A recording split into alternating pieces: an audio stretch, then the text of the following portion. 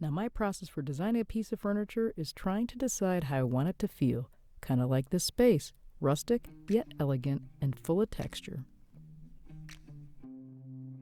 But before we get started, of course, like always, we'll have to thoroughly clean all these boards. And today I'm starting with Zep. It's just what I had on hand, a simple degreaser. I cleaned both sides thoroughly.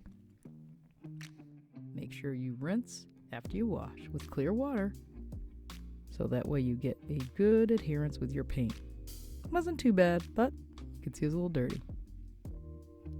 Now, even though the shelving was in very good shape, I had to make some minor repair using Minwax wood filler. I really like this wood filler because it sands really smooth. Just make sure you overfill your repair to allow for shrinkage.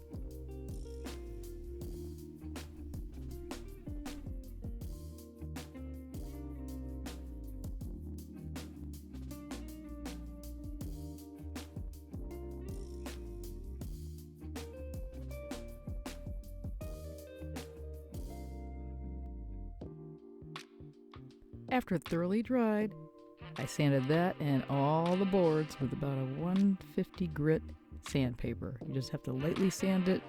You did not need to sand it all the way down to the bare wood. Off camera, I mixed up a nice glaze with paint I had on hand, nice creamy white. I kept this glaze pretty opaque for the finish that I wanted to do. So about 75% paint, then 15% Floetrol with about 10% water. You really just have to kind of play with your glazes and see. I eyeball it, I play with it. Depending upon the finish that you want, you can make adjustments along the way. So you can see I'm using a rag, long brush strokes to help develop the weathered look that I'm going for.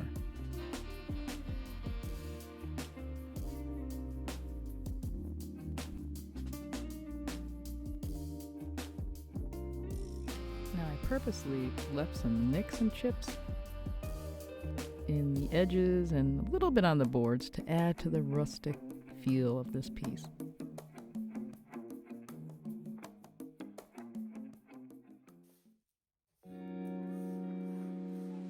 Now come in my brain with me for a minute. Part of the process is me visualizing what I want this piece to look like. And I'm thinking of a weathered dock, seaside. You can see I'm lightly smoothing it out.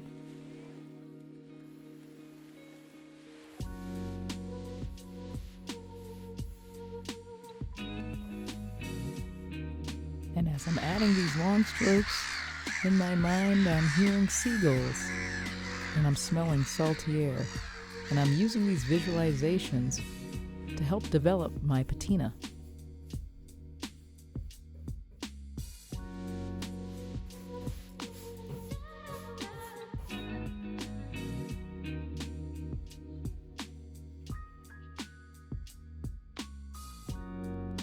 You can see I'm using very long strokes, also adding a rag and pouncing, and change the direction of the brush to get different textures. Here I'm using a very damp rag to actually remove the paint, like a wet distress, putting in highlights.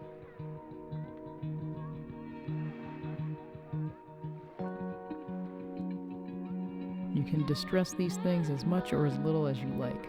Again, I'm going for kind of a driftwood feel, very weathered feel, and I'm just letting the boards tell me how much they want to be distressed.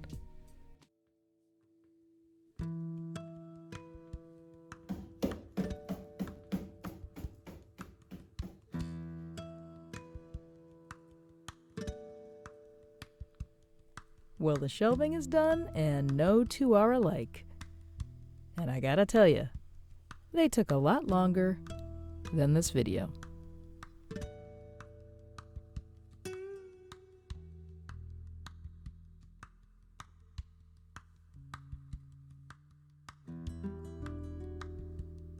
And I'll be protecting this with my favorite water-based polyurethane, Varathane, in matte finish. Now, since the shelving is 72 inches long, I decided to use this foam roller specifically designed to apply polyurethane. I used nice long even strokes, and I have to say it worked out pretty good. I applied 6 thin coats and lightly sanded with 2 20 grit sandpaper in between.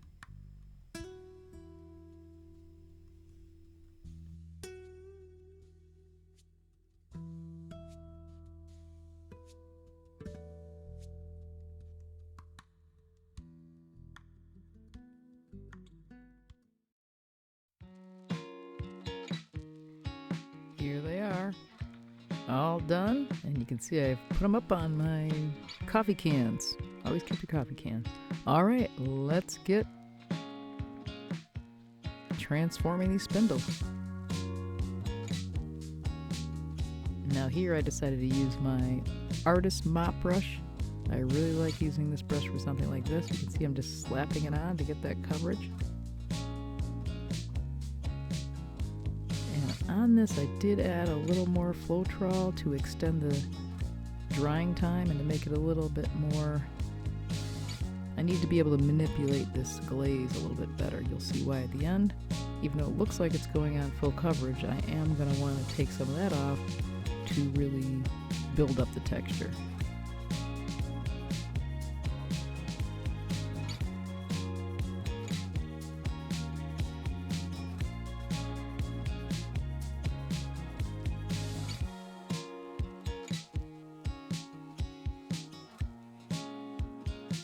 Now you can see here, I'm just lightly.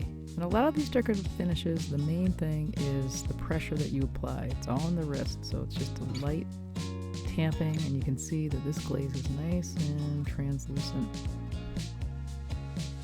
Like all sorts of interesting texture coming from all different directions.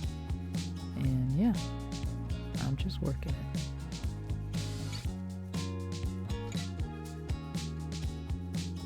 Now, nobody wants to see me do all 42 spindles. Here we are. Look at them all. All the texture. It's exactly what I envisioned. But I have to admit, it was a lot of work. Alright, the one thing I didn't like is the caps for this. They remind me of bowling pins. And I thought if I could just get rid of the bowling pin, I could have a nice clean look to cap off the spindles at the top. So I used my oscillating tool and got rid of it. And I have to admit, it worked really well. If you saw my last video, you saw what happened with that coping saw, and I decided to go out and pick up this oscillating tool to make easy work of removing this top. I got this one from Harbor Freight, and I'm glad I did. Now, unfortunately, when I got home, I realized I was missing one of those cappers, so I had to replicate the look. And since I was going for a cleaner look, I found these candle cups at Joann's in the craft department, and I set out to replicate the end caps. And I used Durham's water putty, and this stuff's been around a long time. I did a little research and decided this would be better than wood putty because it dries rock solid. I guess it does not stain very well, but it paints very good. And I like mixing up what I need, no waste. Very affordable. I think this can was under $2. And you can see here, and I filled it and added this piece in here so I could screw in the top. Went ahead and applied my decorative finish. Now, before I show you the reveal, let's take a sneak peek at my upcoming video where I transform this Smurfman coffee table using this rope. Now remember where we started. That's right, all these spindles and the shelving. And let's see what we ended up with.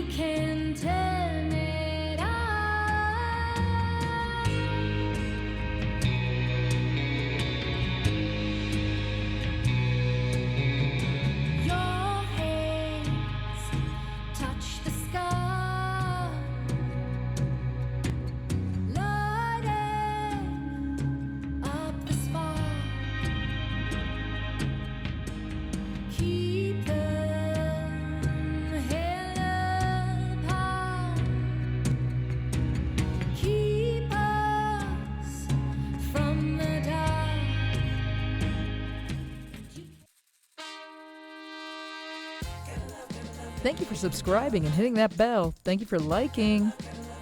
Thank you for sharing. I really appreciate you. If you want to see another amazing furniture transformation, just click that video here. And until we meet again, bye for now. No matter what people want you to believe, don't ever turn back on your dream.